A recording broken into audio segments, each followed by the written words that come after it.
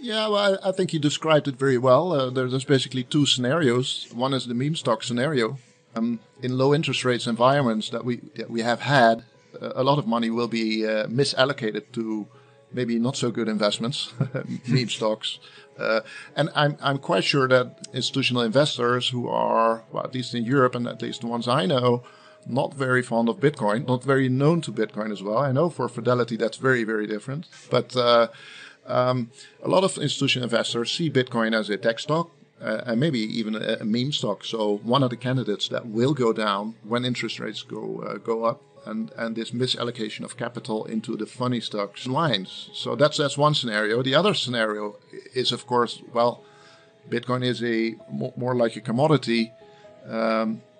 Or a currency even with a yield curve or an interest rates at least not that far out as the US dollar, but at least 1 year out, and a Sharpe ratio of at least higher than 1, which is very unique for Bitcoin. It has very high volatility, but the upside potential is even higher. So it makes a very crazy investment. Actually, it's the only one out there with return above volatility. And yeah, I think there's also an arbitrage relationship there with interest rates and with currencies that and we didn't talk about it, but we talked about the link between the rates, the interest rates, the bonds, and the equity market.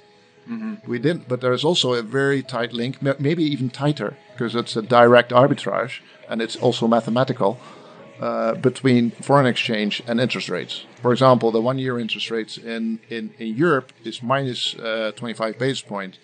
The 1 year rate in the US is 1.25, I guess. So that's 150 basis points between them. If the US is going to raise interest rates and Europe is not, that makes the dollar more interesting. And money will flow to the dollar will get stronger. I see Bitcoin as a unique asset with a asymmetric upside, a positive Sharpe ratio, and a direct arbitrage with fiat currencies. So that is the total opposite than a meme stock.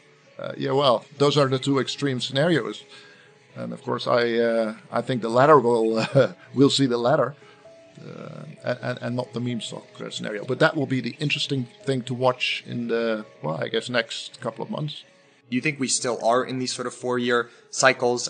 Is the halving as important as it used to be? Or what's your kind of thought process for what we should expect in 2022? I think the halving cycle is still very much alive. At least it was alive last time, right? Mm-hmm. In 2020. Because there was one party talking about the halving cycle and stock to flow and price increase. But there was also a very large group on the other side that talked about the death spiral and the hash rate going down and Bitcoin going to zero and Bitcoin was dead, basically. And we've seen that same discussion in all three past halvings. And I'm quite sure we'll see that same discussion pop up again in the 2024 halving. So as long if there is two views fighting each other, I think it's still there. Personally, I think the halving cycle will be there until we beat real estate stock to flow. So maybe one or two more times, but indeed it cannot go on forever. And I like the super cycle theory or scenario because it gives you a scenario with a thought that's very reasonable. I like thinking in scenarios. So the halving is one scenario, the super cycle is another scenario. Maybe there's even there will be more scenarios. But for me as a quant or analyst, nerd also, but I have to see the super cycle in the data. And right now I'm not seeing it yet, and that's okay. So we have to track that. But for example, volatility. One of the things that's within the supercycle theory or view is that volatility must go down. And we've seen the last couple of months that we dropped 50% twice last year.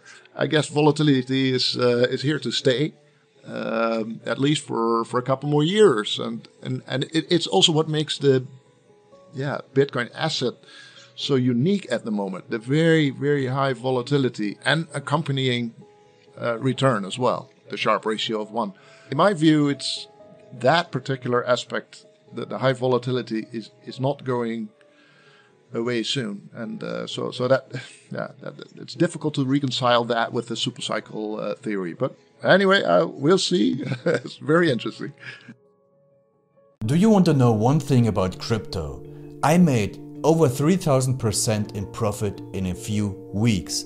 Fact is, the traditional financial system, the traditional money system makes you poor, not rich. If you want to earn $500,000, $1 million, you have to wait until you're 50, 60, 70 in the traditional financial system, and you probably will still be broke. And you will be old. This is not a sexy combination, as you can imagine. But the question is, how can you start in crypto and make these profits? Where to invest? Where to start? My name is Gunnar and I'm from Germany, as you can hear, and things are a little bit different in Germany. More about that later on. Fact is, there are lots of different cryptocurrencies. It's a gigantic universe where beginners and professionals get easily lost. But there is light at the end of the tunnel. There are 7 key steps you need to follow to become successful in this market. You have to know them, and if you fail one of them, it's literally impossible to succeed in this market. Just an example, one of the key points is your exchange, and one of the biggest are, for example, Binance and Coinbase. These are trusted and well-established exchanges, but, and this is a big but, you won't find the super profitable coins on those exchanges. The unknown super profitable coins that get gigantic profits are not traded on those kind of exchanges. They are traded on much smaller insider platforms that are barely known. And I can tell you what those super secret exchanges are and why they are so profitable. And another super important thing are the right information sources. The point is, the internet is gigantic. There are hundreds and hundreds of YouTube channels, blogs, pages, and much more. And there are also market makers and influencers. For example, Elon Musk, he is not a crypto guy, but the moment he recommended Dogecoin, it went through the roof, to the moon, so to say. But why did he recommend it? Where did he hear it from? He didn't hear it from newspapers. And believe me, he is listening to someone. But you have to know who, and you have to react before he is reacting. This is really important. And these are only 2 of the 7 steps you have to follow in order to be successful in crypto. And if you want to know all of these steps in much more detail, and if you want to have a comprehensive checklist, here's what you should do. There is a link below this video. Click on this link and you will get the opportunity to subscribe to my channel. Click on the link and you will see a video where I explain the next steps. So see you soon. Click on the link now. I'll see you there.